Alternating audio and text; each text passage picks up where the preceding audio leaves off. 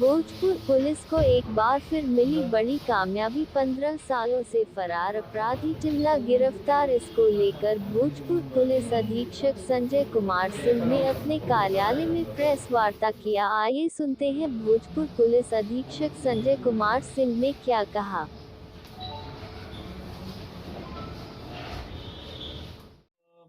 नगर थाना क्षेत्र अंतर्गत मोदी घटना है। 13/11 को आकाश पटेल एक युवक है, उनकी हत्या उनके दुकान के सामने कर दी गई थी।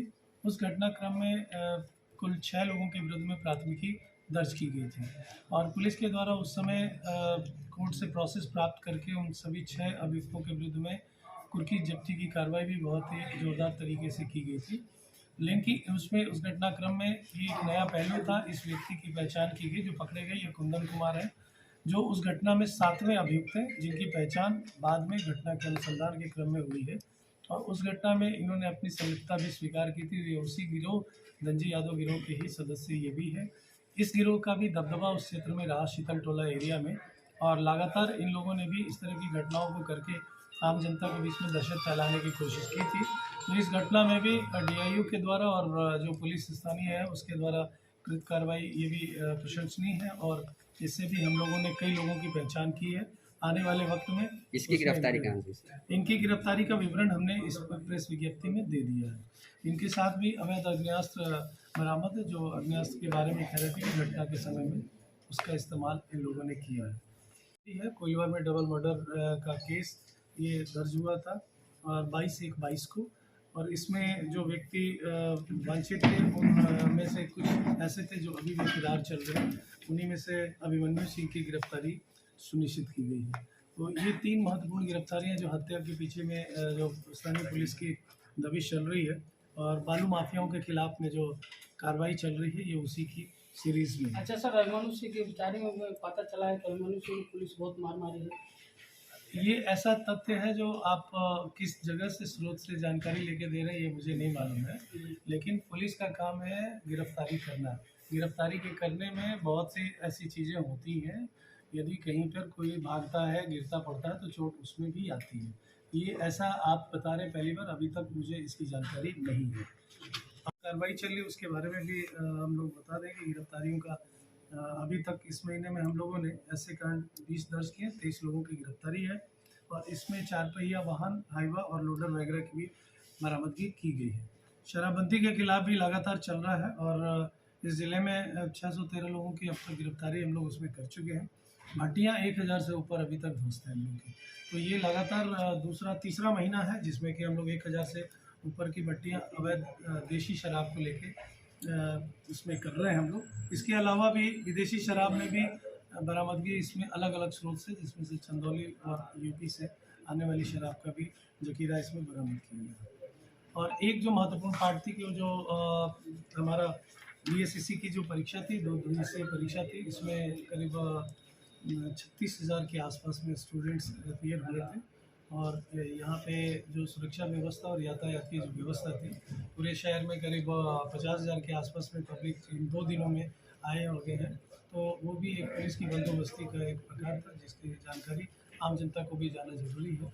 यातायात व्यवस्था और प्लस सुरक्षा व्यवस्था, जो 5 स्तरीय सुरक्षा व्यवस्था हम लोगों ने दी थी सेंटर पर स्टैटिक बल के अलावा अन्य जो गिरफ्तारी और इसमें सुरक्षा का जो प्रबंध था वो पूरी तरह से इसमें हम लोगों ने दिया था। हाँ सर, बताएं। आज की प्रेस विज्ञप्ति और जो जानकारी है वो विशेष तौर पे हमारे यहाँ जो अति वांछित की जो सूची बनी है टॉप 10 मोस्ट वांटेड क्रिमिनल्स की, उसमें नई मिस्त्री गिरोह का एक जो शूटर है वो जिसको टिमला के नाम से जाना जाता है, उसकी गिरफ्तारी को लेकर लगातार यहाँ की विशेष टीम और कई थाने की पुलिस के ऊपर निगरानी रख रही थी। और स्टेट के बाउंड्री के बाहर भी जाके इसके विरुद्ध में जानकारी हासिल की गई थी और आवश्यकता के अनुसार पुलिस जो एसटीएफ है हमारी, उसकी भी मदद ली गई थी, यूपी एसटीएफ की भी और बिहार एसटीएफ की भी उसमें मदद ली गई थी। उस दौरान पे इनके पुनः इस क्षेत्र में प्रवेश करने की सूचना मिली थी। उसी दौरान यहाँ की पुलिस के साथ में एक संयुक्त ऑपरेशन किया गया था, जिसमें ये पिस्टल के साथ इनकी गिरफ्तारी बिहार और उत्तर प्रदेश के बॉर्डर पे की गई थी। जो इनकी जानकारी इन्होंने दी और जो इनके बारे में तथ्य है वो ये कि पिछले 15 सालों में ये अभी तक ये गिरफ्तार नहीं हो पाए थे और इनके द्वारा सुपारी लेकर और एक गिरोह विशेष के द्वारा लोगों की हत्या कराई गई है, जिसमें कि मुख्य रूप से वर्ष 2017 की घटना, 2018 की घटना, 2022 में कुल 2 घटनाएं हैं। और 2022 की जो घटना है उस पर प्रकाश डालना चाहेंगे। यहाँ पे एक बाज़ार में करीब 10 सवा 10 के आसपास में जैन हत्याकांड हुआ था। उसमें भी ये शूटर की भूमिका में थी, इनकी पहचान और शिनाख्त की गई थी। और उसके बाद दूसरा जो महत्वपूर्ण घटनाक्रम है वो भी दिन दहाड़े जो हत्या की गई थी वो विकी मर्डर केस है, जो पूर्व वार्ड पार्षद के बच्चे के साथ जो घटना घटित हुई थी।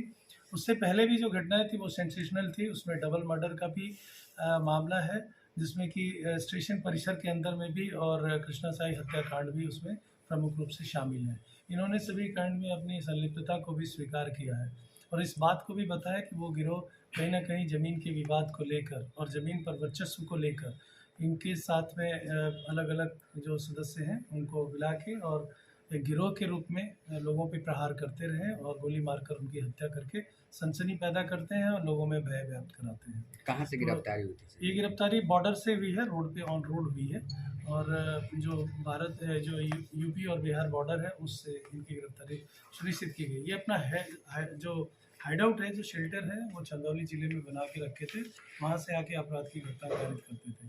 इन लोगों का हाइडआउट और भी जगहों पे पता चला है। अन्य गिरोह के सदस्यों पर भी लगातार छापेमारी चल रही है। इनके विरुद्ध में हम लोगों ने अग्रतर दिया था एक प्रस्ताव जो 50,000 के इनाम की राशि की घोषणा के लिए, तो वो भी अभी अंडर प्रोसेस है और ये पुलिस की बड़ी उपलब्धि है और इनके माध्यम से गिरोह के अन्य सदस्यों की शिनाख्त भी की गई है, जो नए लोग हैं उन पे भी, और निश्चित आने वाले टाइम पे उन सभी का शिकंजा कसा जाएगा कानून में।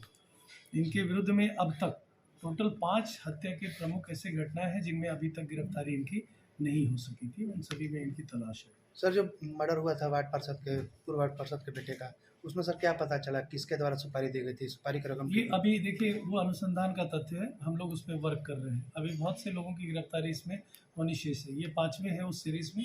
अभी गिरफ्तारियों का दौर चलेगा और उस पर सख्ती के साथ में कार्रवाई भी होगी ताकि आने वाले टाइम पे इन सब चीज़ों से जनता को